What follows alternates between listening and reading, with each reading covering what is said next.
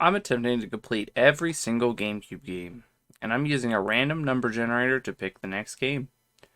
Last episode, we saved the mechanical dinosaurs in Power Rangers Dino Thunder, and this episode, we're putting on our spy gear and playing Mission Impossible Operation Surma. Mission Impossible Operation Surma was released December 3rd, 2003, and was developed and published by Atari.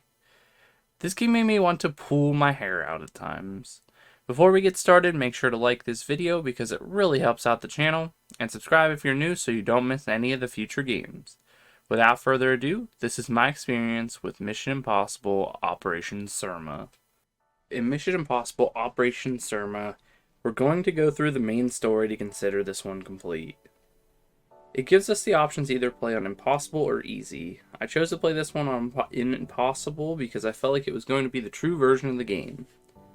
The game starts with our character Ethan Hunt going scuba diving when the spy agency decides it needs us for a mission.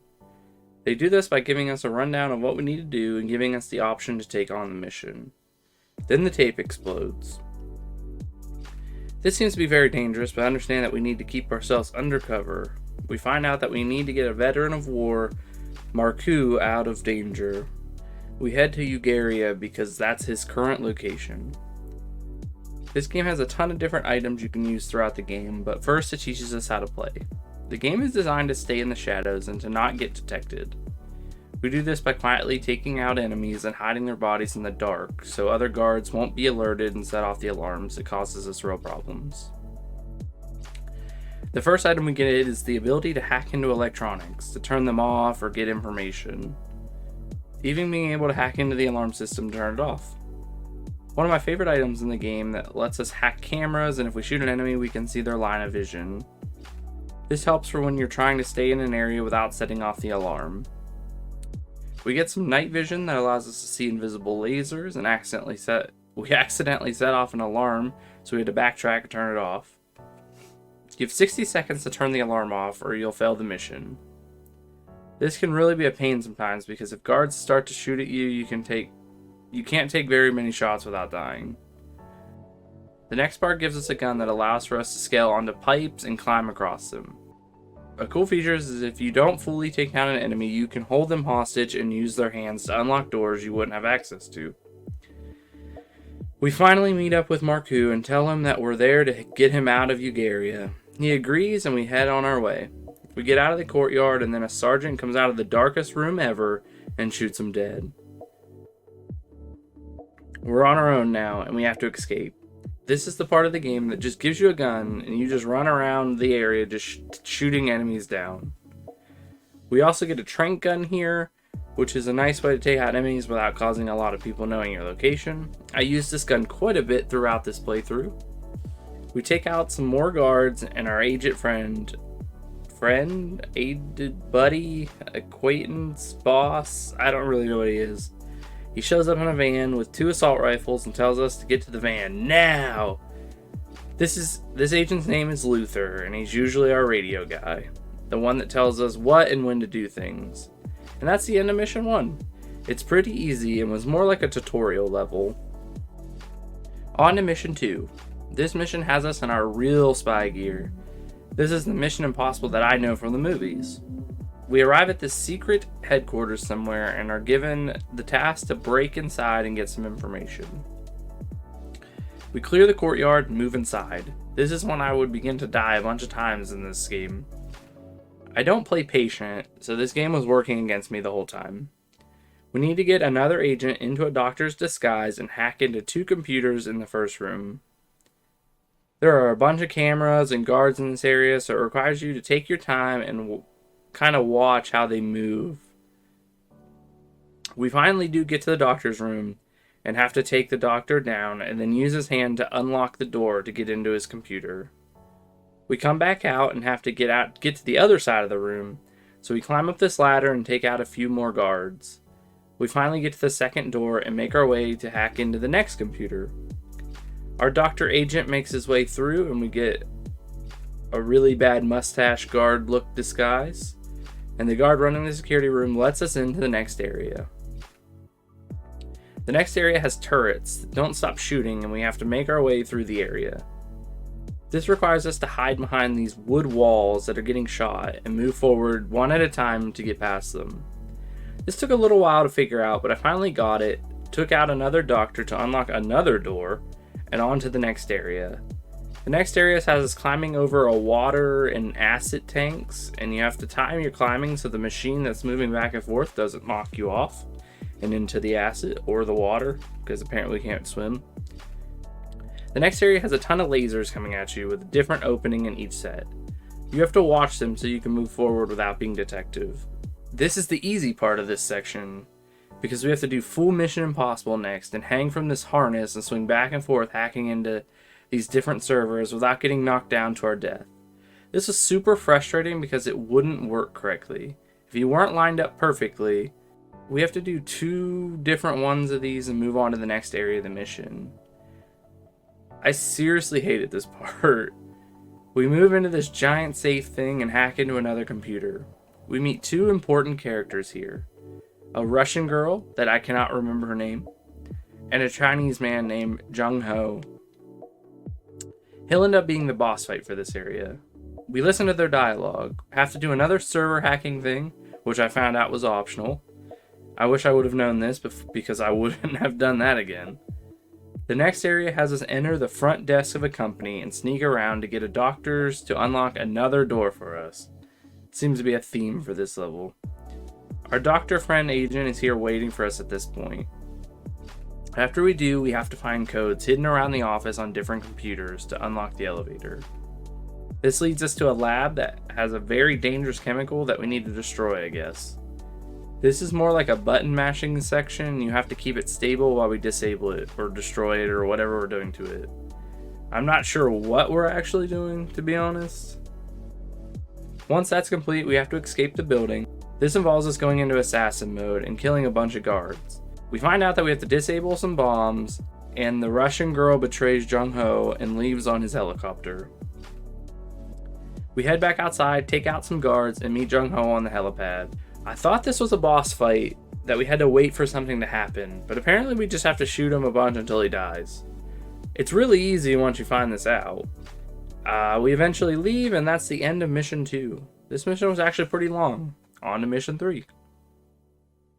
Following the Russian girl, and we get a new item called the Wasp drone.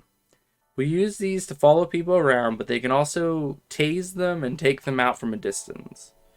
We have to zip up to this pipe that I would have never known was there and follow the Russian girl into the area using the Wasp drone. Then we have to take out some guards, which I kept alerting them, but we eventually got past it. The next area has us take this guard down and then hack into her computer.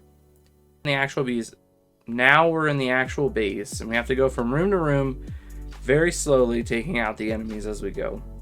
I ended up opening a door at the same time as a guard and had to fight them. Next, we listened to a conversation from the general saying that they're going to kill the Russian girl.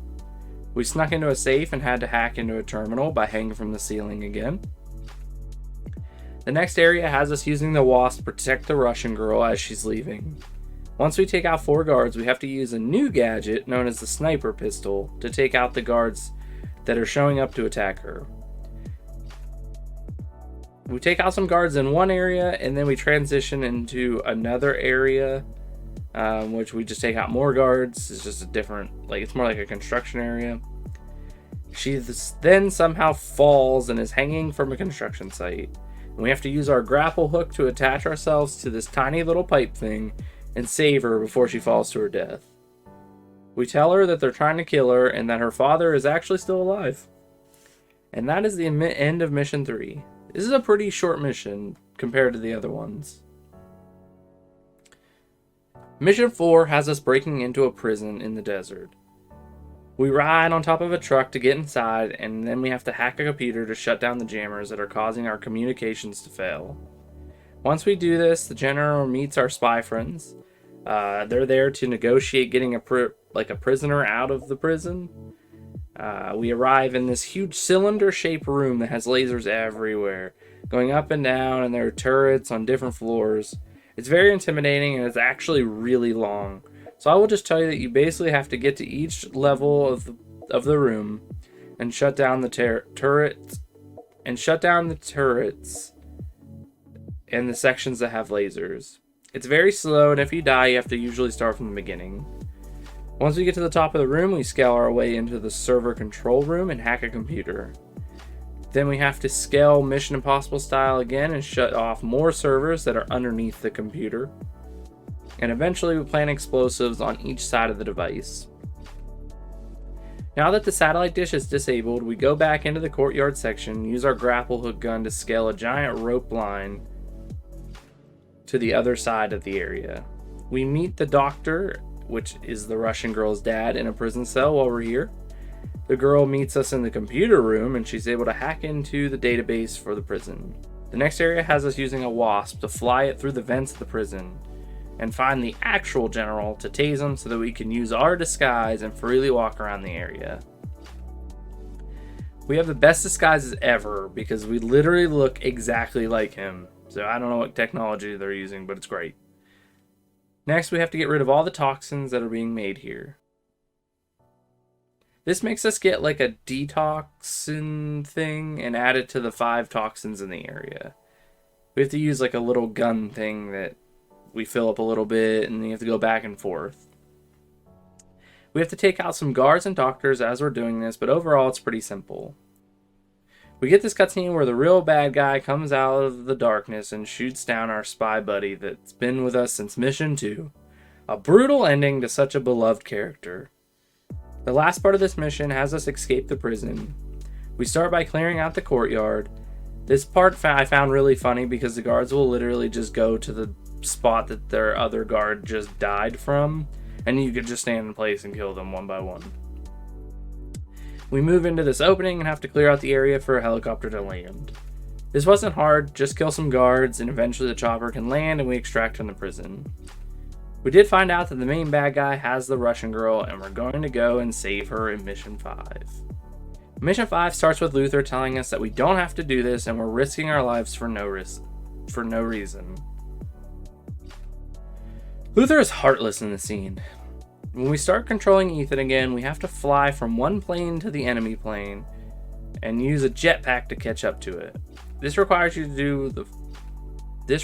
to follow this path that's like squares and circles and you line up your landing. The controls in this game are not that good, so this part was super frustrating and annoying, but not as bad as what was about to come next. We finally got into the plane and then we have to clear the cargo area from bad guys. This isn't hard because we can just use our regular guns and take them down. Once we clear the area, we get a cutscene from the president of the company or the bad guy. I don't know what this guy's name is either. We have to plant some explosives in the cargo bay of the airplane, and then we disguise our voice to lie to the president when he asks if the spy was taken out.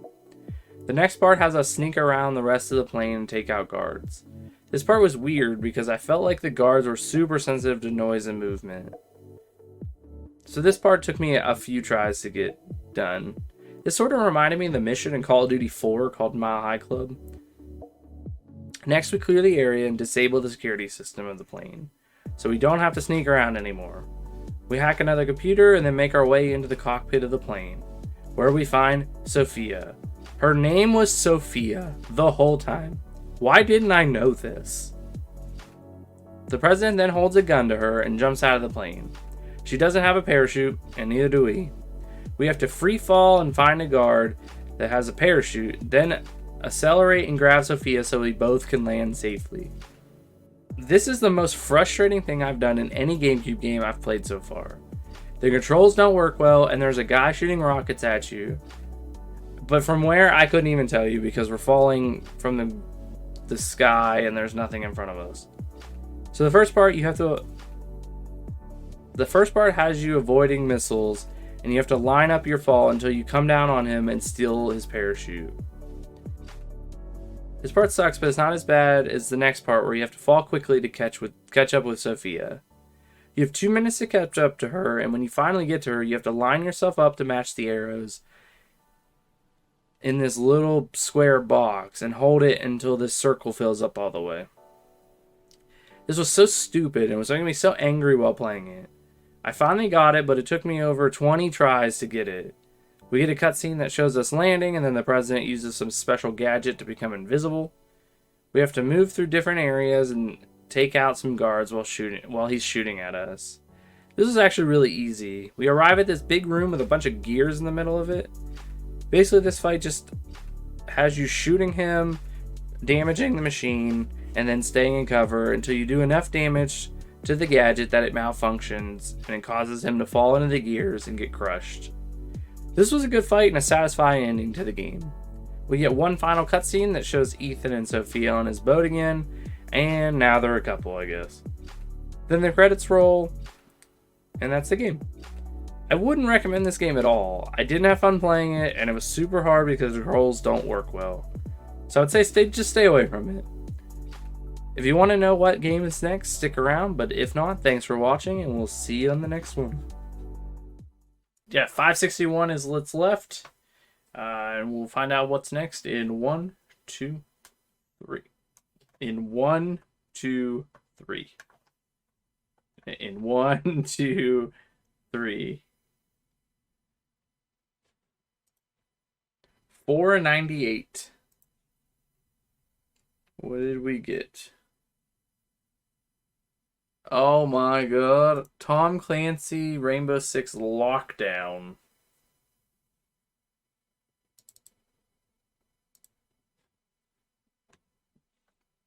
Not really sure what this is.